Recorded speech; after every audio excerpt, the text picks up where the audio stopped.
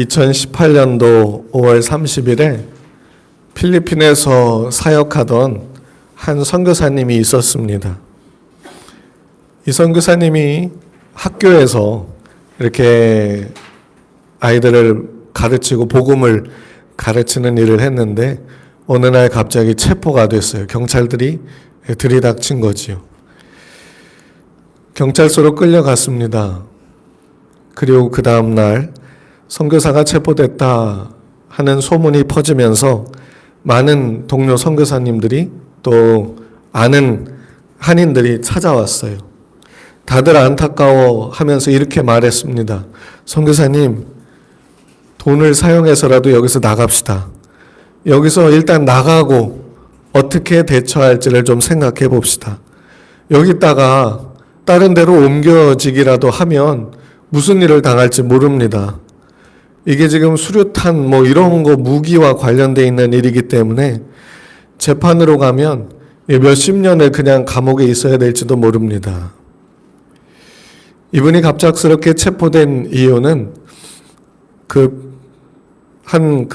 대학교, 그 학교, 신학교에서 경비원이 이 선교사님이 총 그리고 수류탄을 들고 있다라는 걸 목격했다라고 신고를 해서 그래서 체포가 된 거였죠. 물론 그분은 그걸 들고 있지는 않았습니다. 억울한 상황이죠. 갑작스럽게 체포가 된 거예요. 말 그대로 사람들이 걱정하는 것처럼 그냥 이대로 있다가는 감옥에서 무슨 일이 벌어질지, 앞으로 어떤 일을 당할지 전혀 알 수 없는 상황이었지요. 3일이 지나면서 이 선교사님이 감옥에서 결심을 합니다.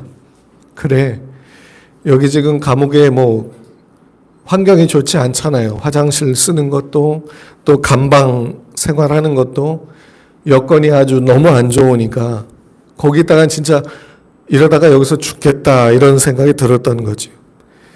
그래서 무슨 방법이든지 여기서 찾아봐야 되겠다 이렇게 생각을 하고는 마침 면회 왔던 동료 선교사님에게 이렇게 부탁을 했어요. 선교사님, 한국에 아무개한테 전화를 해서 나를 위해서 돈을 좀 보내달라고 부탁을 해 주십시오. 나가면 돈을 갚겠으니 속히 보내달라고 좀 부탁을 해 주십시오. 이렇게 여기에서 며칠 더 있다가는 진짜 죽을 것 같습니다. 면회 왔던 선교사님이 돌아가고 이분이 감방에서 고개를 푹 숙인 채 기도했습니다. 하나님, 내 형편을 보고 계십니까? 너무 고통스럽습니다. 여기까지 되어진 모든 상황들 하나님 아시지요? 여기서 나가게 해주세요. 여기서 나갈 수 있는 방법이 그분이 돈을 보내줘서 이렇게 할 수 있으면 될 것 같습니다. 하나님이 마음을 움직여 주십시오. 이렇게 기도하기를 몇 날 며칠을 계속 했어요. 여느 날과 똑같이 하나님 그 사람 마음을 감동해서 이 문제가 잘 해결되게 해주십시오 라고 기도하는데 심장이 쿵쾅쿵쾅 뛰기 시작했대요. 그런데 그거는 이 물리적인 심장 소리가 아니었대요. 그 쿵쾅쿵쾅 뛰는 그 소리 뒤에 또 다른 소리가 들려왔는데 그 소리가 갑자기 귀에서 큰 스피커를 대고 있는 것처럼 크게 들려오기를 여호와는 나의 목자시니 내게 부족함이 없으리로다 라는 말씀이 들려왔대요. 그 말씀을 계속 되뇌이면서 기도를 하는데 어느 순간 이렇게 해주십시오 라고 했던 기도가 회개의 기도로 바뀌었대. 하나님, 용서해 주십시오.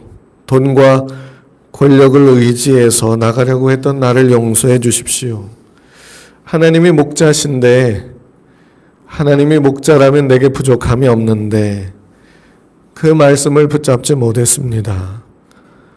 돈과 권력이 아닌 하나님이 내 인생의 주인임을 고백합니다. 이렇게 기도하고 있을 때 마침 사모님이 면회를 왔대요. 물론 거기서 그렇게 눈물 흘리면서 기도할 때 감방에 있던 다른 그 수감자들이 야, 저 외국인 선교사가 드디어 감방에서 미쳤구나. 갑자기 막 눈물을 흘리고 있으니까요. 사모님이 면회를 왔는데 선교사님에게 이렇게 말씀을 하셨대요. 목사님, 당신은 목사지 않습니까?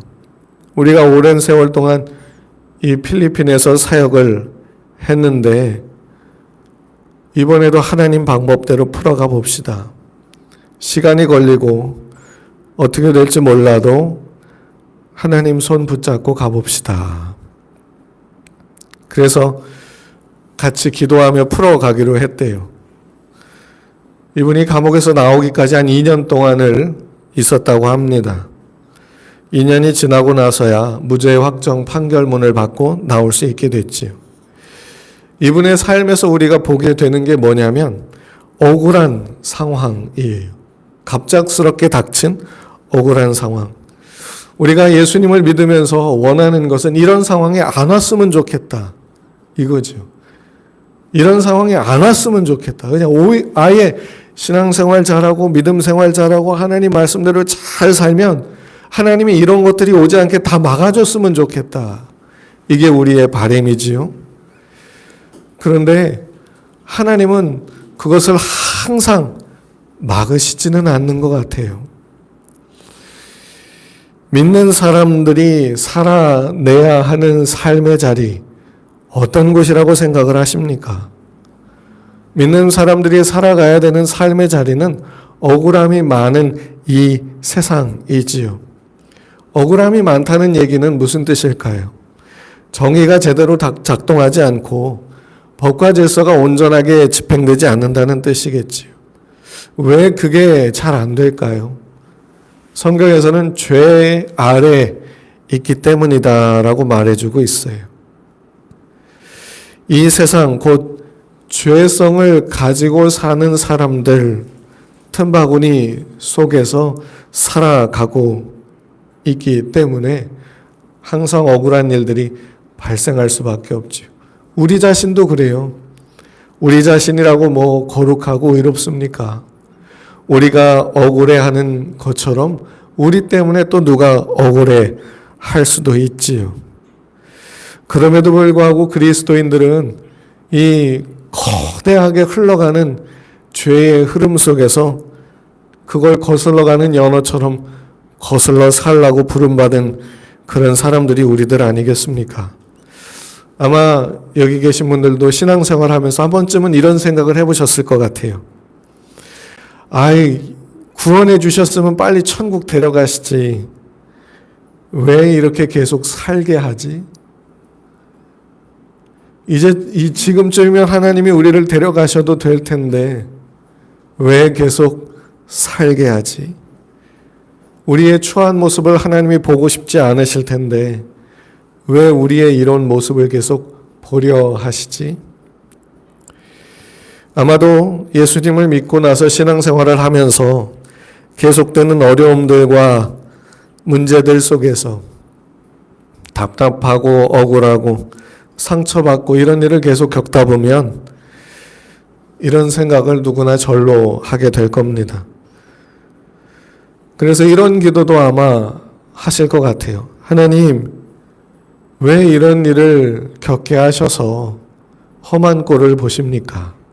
차라리 데려가 주십시오. 만일 우리가 예수님을 믿을 때 하나님께서 우리 믿는 사람들을 그냥 속에서부터 전혀 죄를 지을 수 없는 사람으로 하나님의 말씀대로만 살아갈 수밖에 없는 사람으로 만들어 버리셨다면 이런 고민을 하지 않을 것 같아요. 요즘에는 웬만하면 유전자 치료를 통해서 질병의 근원을 없애려고 하잖아요. 아예 그런 병이 생겨나지를 않게 유전자를 그냥 바꿔버리려고 하잖아요. 그것처럼 하나님도 우리가 예수님을 믿을 때 우리 이 속에 막 유전자를 그냥 하나님이 그냥 다 바꿔버리셔가지고 죄의 유혹에 넘어지지 않게 이런저런 복잡하고 괴로운 생각들 속에서 머리 아프게 살지 않게 불순종과 불신앙으로 인해서 자책하며 살지 않게 수많은 유혹들 속에서 어떤 것이 바른 길인지 찾느라고 괴로워하지 않게 해주시면 좋을 텐데 그렇게 하지 않으시는 것 같아요. 그러면서 예수님께서 우리에게 주시는, 모든 믿는 사람들에게 주시는 명령이 있어요. 그게 뭐냐면 하나님을 사랑하고 이웃을 사랑해라. 우리로 하여금 그것을 능히 해낼 수 있는 모든 걸 다 주면서 그렇게 하라고 하면 좋겠는데 그렇지도 않고, 또 그렇게 산다고 해서 즉각적으로 보상이 주어지는 것도 아니고 오히려 희생의 희생을 거듭해야만 하는 삶을 살 때도 있지요. 김남준 목사님이 쓰신 죄와 은혜의 지배라고 하는 책이 있어요. 이 두꺼운 책인데, 신학책인데, 거기에서 그 목사님이 이런 내용을 써요. 불신자들은 죄의 절대적 지배 아래에서 살고 있고 신자들은 죄의 상대적 지배 아래에서 살고 있다. 여러분, 이게 무슨 말일까요? 죄의 절대적 지배는 무엇이고 상대적 지배는 무엇일까? 절대, 상대 들어가니까 뭔가 막 큰 차이가 있을 것 같지요. 근데 지배라고 하는 말은 똑같이 들어가 있어요. 죄의 지배. 그 사이에 이제 절대냐 상대냐 수식어가 들어간 건데, 이 말은 불신자나 신자나 죄의 영향력 아래 살고 있다는 거예요. 근데 차이점이 있는데 그게 어딨냐면, 불신자와 다르게 신자는 죄의 지배 속에서 죄를 죽이기를 힘쓰며 예수 그리스도를 의지하고 성령을 따라 살아가면 하나님의 도우심을 받아 거룩하게 살 수 있다는 거예요. 그나마 저절로 그렇게 되는 게 아니라 죄를 죽이기를 힘쓰며 성령을 따라 살아가고 믿음으로 살아가고 말씀을 따라 살아가면 하나님이 도우셔서 하나님의 은혜로, 그래서 은혜의 지배죠. 하나님의 은혜로 거룩한 삶을 이 죄의 거대한 흐름, 지배 속에서 거슬러 올라갈 수 있다라는 얘기지요. 여러분, 여기에서 제가 말씀드리고자 하는 것이 뭐냐면, 예수님을 믿지 않는 사람이나 믿는 사람이나 다 똑같이 억울할 수밖에 없는, 답답할 수밖에 없는, 괴로워할 수밖에 없는 그 세상에 몸을 담고 살아가고 있다는 겁니다. 만일 아무리 힘들고 어렵다고 할지라도 보상이, 예수 믿는 것에 대한 보상이 곧바로 바로바로 주어진다고 한다면 그나마 예수님을 믿으며 사는데 좀 힘이 덜 들지도 몰라요. 내가 조금 희생했더니 남들보다 더 금방 건강해지고, 내가 조금 헌신하고 교회에서 봉사하고 이렇게 뭔가 좀 했더니 남들보다 점점 더 잘생겨지고, 갑자기 집안에 돈이 막 들어오기 시작하고, 막 관계가 회복되기 시작하고, 그리고 예수님을 위해서 내가 좀 더 수고하고 헌신했더니 갑자기 지위가 올라가고 권력이 생기고 명예가 생기고 막 이런 일들이 즉각 주어진다면, 다 똑같이 힘든 세상에서 산다고 할지라도 그래도 살 맛이 날 거예요. 하나님을 믿고 기도하는 대로 막 복권 가서 샀더니 로또 1등이 막 매주 당첨이 되고, 하나님께 기도하고 나가서 막 봉사했더니 내가 만나기를 원했던 사람들이 바로바로 찾아오고, 이런 일이 생기면 얼마나 좋겠어요. 근데 예수님을 믿는다고 해서 이런 행운들이 바로바로 생기지 않지요. 닉 부이치치라고 하는 사람이 있습니다. 1982년생. 근데 태어날 때부터 팔과 다리가 없이 태어났어요. 이분이 하나님께 제일 많이 기도했던 내용이 뭔지 아십니까? 제일 많이 기도했던 내용. 팔, 다리를 주세요. 팔, 다리를 주세요. 이게 이분이 제일 많이 기도했던 내용이었어요. 이분이 하나님께 뭐라고 기도했을까요? 물론 제가 그 기도를 듣지는 않았기 때문에 뭐라고 기도하셨는지는 모르지요. 근데 나 같았다면 이런 기도를 하지 않았을까? 하나님, 뭐 대단한 거 구합니까? 다른 사람들 다 가지고 있는 팔다리 그거 좀 하나 달라는 거 아닙니까? 뭐 내가 대단한 업적을 남기겠다는 것도 아니고 팔다리 좀 달라는 건데 왜 안 주십니까? 학교에서 따돌림을 당하고요. 심한 우울증을 겪어서 죽어보기 위해서 노력도 했답니다. 근데요, 지금도 똑같은 그 모습으로 사람들에게 복음을 전하고 있어요.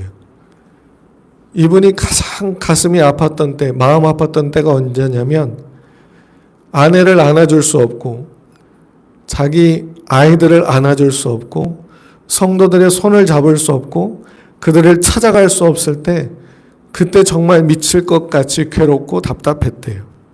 그런데도 불구하고 하나님은 그냥 그렇게 살게 하셨어요. 가장 억울하고 답답한 그런 삶을 살았던 사람이 성경에서 찾아본다면 예레미야가 아닐까 싶어요. 예레미야는 말 그대로 모든 사람한테 미움을 받았어요. 예레미야 선지자 아시죠? 성경에도 있잖아요. 예레미야 선지자가 이스라엘 백성들에게 전해야 했던 메시지의 내용이 뭐냐면, 여러분, 이 나라는 망할 겁니다. 하나님의 심판으로 망할 겁니다. 이것은 정치적 패배나 군사적 패배나 어떤 그런 것 때문이 아니라 하나님의 심판 때문입니다. 그러니 달게 받으십시오. 바벨론이 쳐들어오면 두 손 들고 항복하고 끌고 가면 끌려가서 거기서 그냥 먹고 사십시오. 여러분, 이런 예레미야의 메시지가 그 나라 그 백성들에게 얼마나 듣기 싫은 소리였는지 아십니까? 사람들이 예레미야의 소리를 들으면서 이런 생각을 했어요. 이런 반박을 했어요. 아니, 하나님의 말씀을 전하는 선지자라면 지금 무슨 말을 하는 거냐? 하나님이 이 민족을 포기했다는 말이냐? 하나님께서 그의 이름의 영광을 포기했다는 말이냐? 네가 선지자라면 하나님 앞에 기도해서 이 나라에 복이 임하도록 해야지. 왜 그런 말도 안 되는 저주만 퍼붓고 있느냐? 예레미야의 순교에 대해서는 성경에는 기록이 없지만 전해지는 얘기로는 뭐 믿거나 말거나 하겠지요. 전해지는 얘기로는 통나무 속에 넣어져 가지고 톱으로 켜서 죽임을 당했다고 합니다. 이게 예레미야가 살아야 했던 삶의 자리였어요. 예레미야를 미워했던 사람은 그 나라 자기 백성, 자기 동족이었습니다. 근데 하나님은 거기서 그로 하여금 그 일을 하게 하셨어요. 이런 억울한 삶의 자리가 싫어서 도망쳤던 사람이 있어요. 누구냐면 요나입니다. 하나님은 요나에게 아수르 수도인 니느웨에 가서 말씀을 전해라. 근데 딱 봐도 이 아수르는 북이스라엘, 요나가 속해 있던 나라죠. 북이스라엘을 괴롭히는 침략국이었어요. 그러니까 예전에 우리나라 일제시대, 식민지 시대로 친다면 일본, 하나님이 이 식민지 지배를 받고 있는 한 사람을 불러서 네가 저 일본의 수도 거기 가서 그 사람들에게 말씀을 전해라. 회개하면 용서해 주려고 그런다. 근데 요나의 입장에서 보면 이게 말이 안 되는 거예요. 저 사람들은 잔인하고 무자비한 사람들이에요. 그들 때문에 얼마나 많은 이스라엘 사람들이 고통을 받고 죽었는지 몰라요. 마땅히 심판받고 마땅히 죽어야 되는, 하나님께 저주를 받아야 되는 사람들인데 하나님이 시키는 거예요, 그 일을. 그래서 요나는 듣자마자 도망칩니다. 못하겠습니다. 왜냐하면 요나는 알았거든요. 하나님이 그를 부르시는 이유가 뭔지를 알았어요. 하나님이 자비하신 분인 걸 알았어요. 하나님이 무엇을 목적하고 계신지를 알았어요. 그래서 난 못하겠습니다. 다른 사람 시키십시오. 만일 요나가 가서 거기서 말씀을 증거해서 그 나라 사람들이 회개하고 돌아왔다고 칩시다. 하나님께 용서받았다고 칩시다. 자기 나라로 돌아오면 무슨 소리를 들을까요? 저 매국놈. 우리를 괴롭히는 저 나라 가서 말씀을 전해 살게 만들다니. 저러고도 무슨 하나님의 선지자야? 이런 말을 들을 수밖에 없는 상황이지요. 근데요, 그렇게 도망치는 요나를 하나님이 쫓아갑니다. 배에 풍랑이 일어서 배가 막 뒤집힐 지경까지 이르게 만들고 배에 있는 사람들로 요나를 집어 던지게 만들지요. 그 바다에 던져진 요나를 위해서 큰 물고기를 보내서 삼켜서 결국에는 니누의 앞바다에다가 딱 토해내놓게 만들고, 그리고는 니누에 다른 데로 도망칠 수도 없게 만들어 버립니다. 요나는 거기서 하나님의 말씀을 전해야만 했어요. 요나서에는 요나가 어떻게 반응하고 어떻게 그의 삶을 마무리 지었는지 얘기가 안 나와요. 하나님이 그를 설득하는 말씀만 나오다 끝이 납니다. 여러분, 예수님은 어떠십니까? 예수님도 억울한 상황에 처하셨지요. 예수님께서 잘못하신 일이 뭡니까? 없습니다. 그런데 대제사장들의 눈에는 사람들을 선동하는 사람으로 보였고, 자신을 인자라 칭함으로 하나님이 보내신 메시아인 것처럼 자기를 포장하는 아주 신성모독자로 여겨졌어요.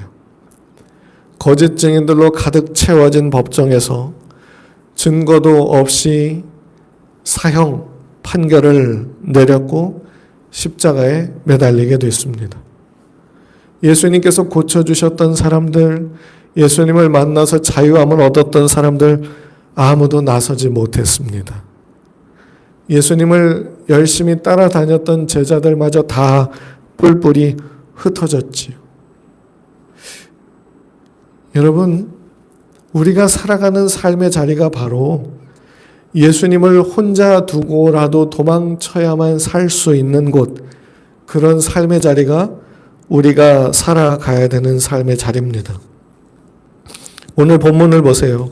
의인은 하나도 없고 하나님을 찾는 사람도 없고 목구멍은 열린 무덤이고 혀로는 속임을 일삼고 입술에는 독사의 독이 있고 발은 피를 흘리는 데 빠르며 평강의 길을 알지 못하고 하나님을 두려워함이 없는 사람들이 살고 있는 이 세상, 여기가 바로 우리가 사는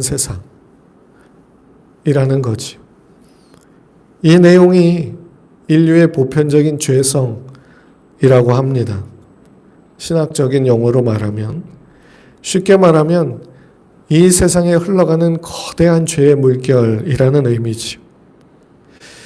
우리가 매일매일 바쁜 일상을 살아가면서 이런저런 일들의 마음을 뺏겨서 느끼지 못할 뿐이지, 우리도 그러한 죄의 거대한 영향력 속에서 그걸 부딪혀서 거슬러 가려고 애를 쓰며 살고 있는 사람들입니다.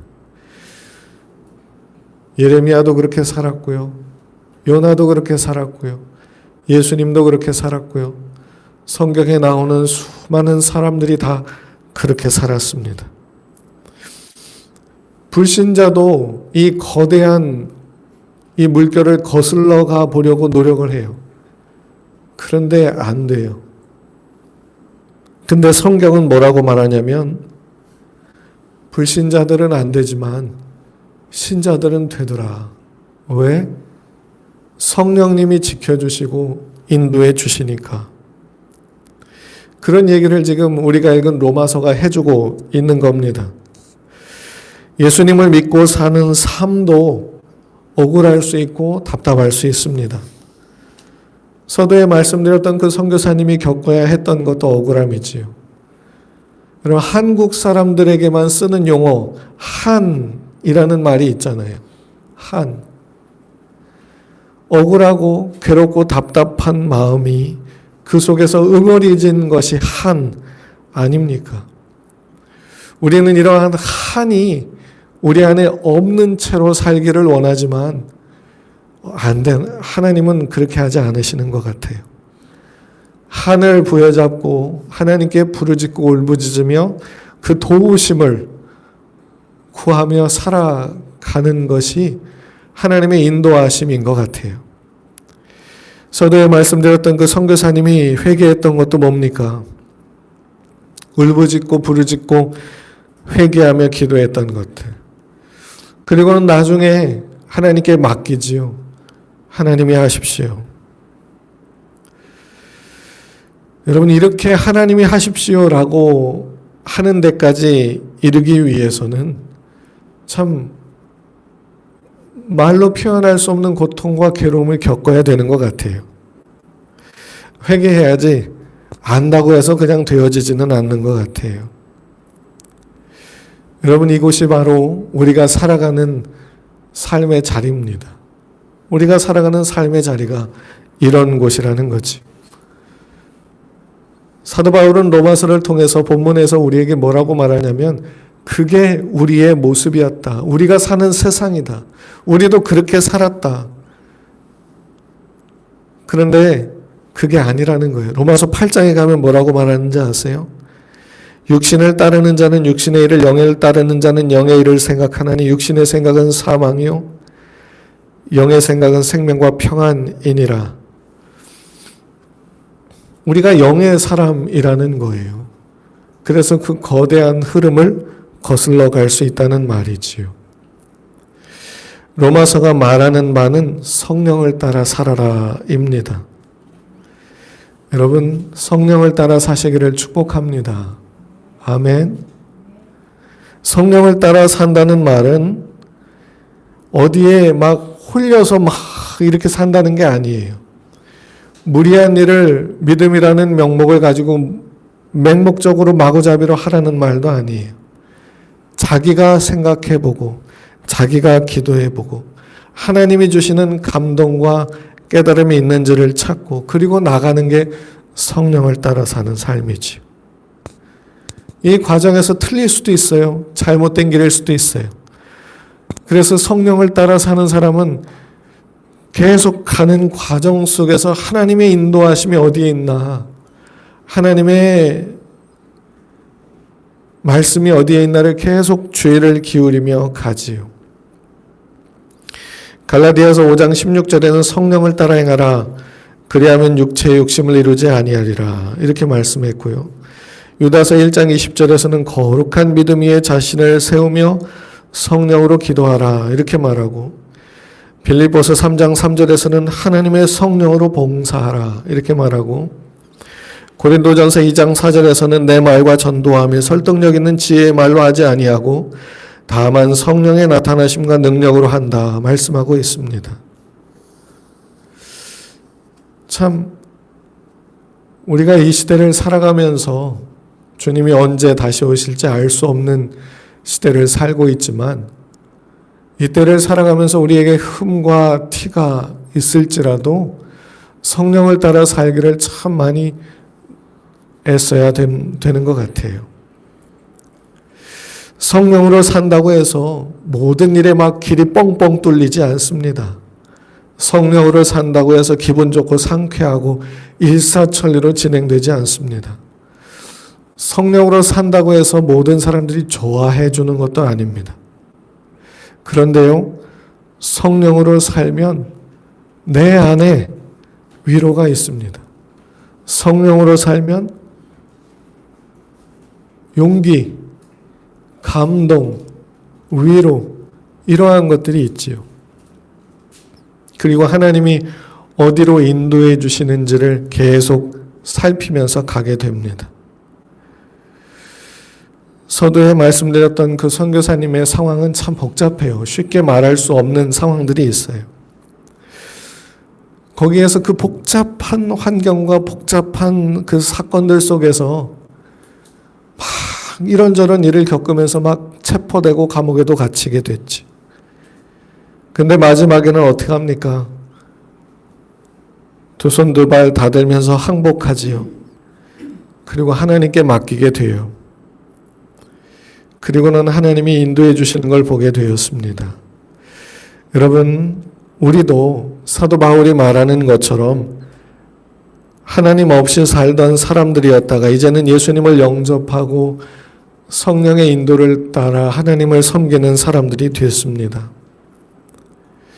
성령님께서 우리 안에서 우리를 끊임없이 인도해 주고 계십니다. 믿으십니까? 이 거대한 죄의 흐름을 거슬러서 믿는 자로 살아가도록 계속 이끌고 계세요. 그래서 여전히 답답하고 여전히 억울하고 보상이 주어지는 것도 없음에도 불구하고 하나님의 자녀된 자로 살아가도록 책임을 부여받고 있습니다. 요나처럼 도망갈 수 있어요. 그런데 하나님이 쫓아오십니다. 예레미야처럼 아무도 인정해 주지 않아도 그 자리를 지키게 하시지요. 예수님처럼 그렇게 살도록 인도를 받습니다. 여러분, 예수님이 우리 안에서 우리를 그분이 가셨던 길로 이끌어 가고 계십니다. 성령을 따라 사시기를 바랍니다. 하나님께로부터 답을 얻으시고 달라지지 않는 삶의 그 환경 속에서 하나님이 인도하시는 것을 바라보실 수 있기를 축복합니다. 예수님을 의지하며 그분과 같은 삶을 사는 것이 우리에게 있어서 자랑이고 영광이고 명예가 된다는 것을 생각해 보시기를 축복합니다. 이것을 알고 오늘도 내일도 주님 만나게 되는 그때까지 매일매일을 믿음으로 넘어질 때도 있고 쓰러질 때도 있지만 그래도 성령을 따라서 그렇게 하루하루를 살아가실 수 있기를 주님의 이름으로 축복합니다.